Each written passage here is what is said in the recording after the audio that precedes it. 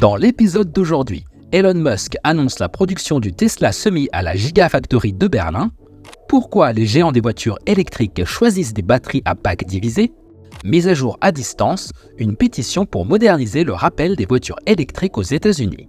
Et comme vous l'avez sûrement remarqué, non, vous ne rêvez pas, on a bien changé de voix off pour cette vidéo. Allez, on attaque tout de suite avec le premier sujet.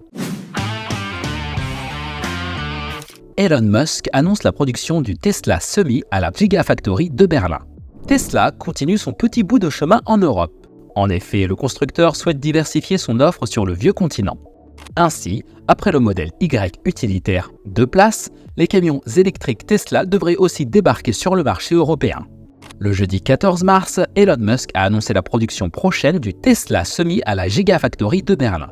Il y a peu, la Tesla Gigafactory de Berlin a été victime d'un incendie criminel.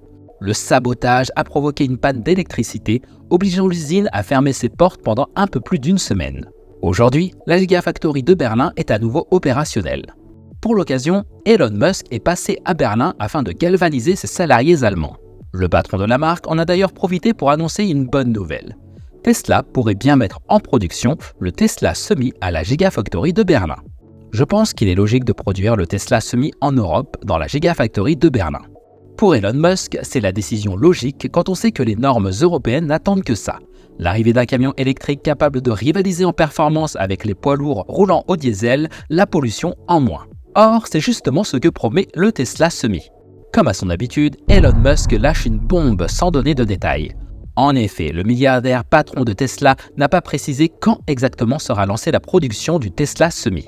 Toutefois, ce ne sera sûrement pas avant l'année prochaine, quand on sait que la production à grande échelle du camion électrique se fait encore et toujours attendre à la Gigafactory du Nevada.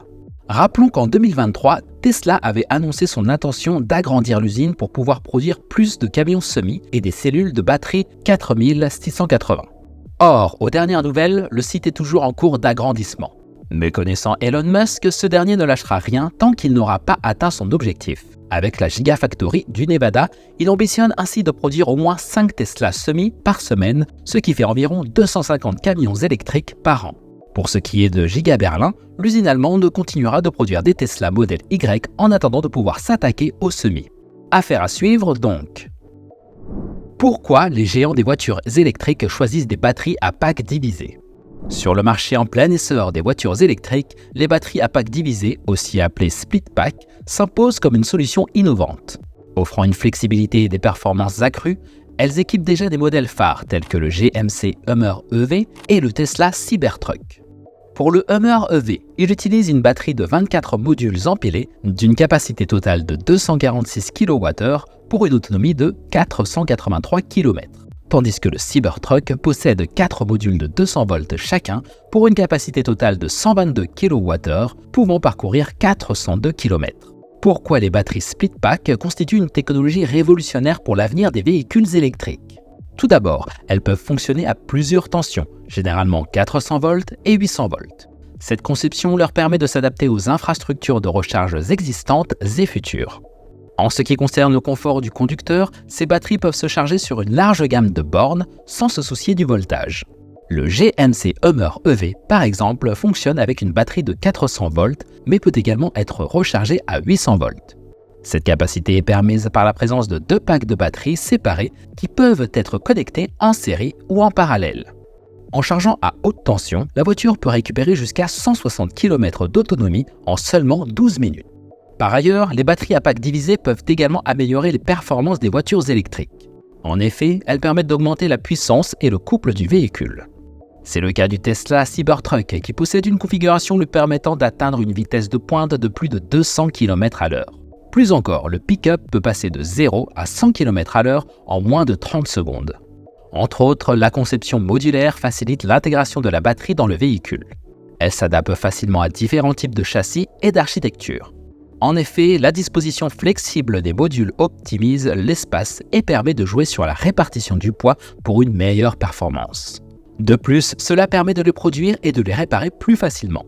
Elles offrent aussi une réduction des coûts côté constructeur, ce qui se répercute sur le consommateur. En cas d'accident, les split packs sont également moins susceptibles de prendre feu que les batteries monoblocs. Cela est dû au fait que les modules sont séparés, limitant la propagation. En outre, la possibilité de les remplacer individuellement permet de prolonger leur durée de vie. Alors que les voitures électriques continuent à gagner en popularité, les batteries à pack divisé semblent être une solution d'avenir. Leur flexibilité, leur performance et leur fiabilité en font un atout majeur pour les constructeurs automobiles. Mise à jour à distance, une pétition pour moderniser le rappel des voitures électriques aux États-Unis. On ne rigole pas avec la sécurité routière aux États-Unis. Via le National Highway Traffic Safety Administration, le pays veille à ce que les constructeurs auto garantissent la fiabilité de leurs véhicules. Et au moindre pépin, la NHTSA exige que les modèles concernés soient rappelés par le constructeur pour être contrôlés et réparés. Toutefois, certaines voix commencent à s'élever contre cette appellation de rappel de véhicules qui ne devrait s'appliquer aux mises à jour over the air. La tendance des mises à jour logicielles à distance, ou OTA pour over the air en anglais, a été lancée par Tesla. Les autres marques automobiles ont très vite repris le concept, tellement c'est pratique. Les mises à jour logicielles permettent en effet d'avoir accès quasi instantanément à de nouvelles options et fonctionnalités pour la voiture. Elles permettent aussi de régler rapidement les problèmes sans avoir besoin de se déplacer chez le concessionnaire. D'où la pétition lancée par Sauer Merit sur change.org. Ce dernier estime en effet que classer les mises à jour OTA en tant que rappel est totalement obsolète. Il appelle ainsi la NHTSA à moderniser ses pratiques de rappel de véhicules. L'agence fédérale devrait commencer par arrêter d'exiger que les constructeurs envoient une lettre papier de rappel à tous les propriétaires concernés.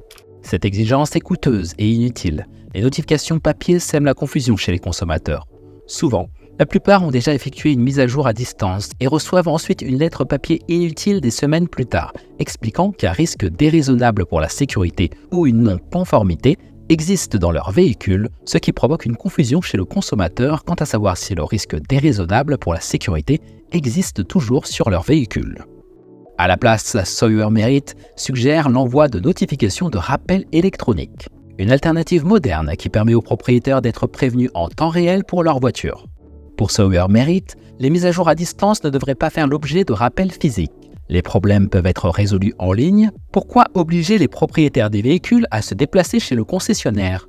Merit s'estime que cela ne fait que générer un sentiment de panique chez les consommateurs. Des rappels inutiles qui portent aussi préjudice aux marques concernées selon lui. Ils provoquent en effet un sentiment de méfiance chez les futurs consommateurs.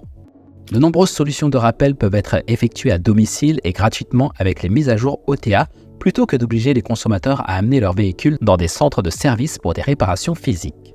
Classer correctement les mises à jour effectuées via les mises à jour over the air pour distinguer ce type de solution d'une réparation physique permettra aux consommateurs de mieux comprendre l'état en temps réel de leur véhicule et d'en améliorer sa sécurité. En outre, les informations faisant état de mise à jour automatique à distance, affectant parfois des millions de véhicules, peuvent donner du sensationnel à un problème très mineur et non critique, induire le public en erreur et susciter la méfiance parmi les futurs utilisateurs de véhicules électriques. Actuellement, la pétition lancée par Sauer Merit a récolté presque 12 000 signatures. Aujourd'hui, les voitures électriques ressemblent de plus en plus à des smartphones sur roues avec une part importante de leur fonctionnalité et de leur performance régie par le logiciel plutôt que par la mécanique. Tout comme nos téléphones qui se mettent à jour silencieusement pendant la nuit, ajoutant de nouvelles fonctionnalités ou corrigeant des bugs sans notre intervention, les véhicules électriques bénéficient de mises à jour over the air.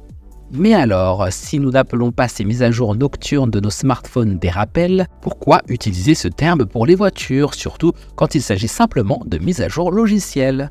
Est-ce selon vous la question de la sécurité qui fait la différence ?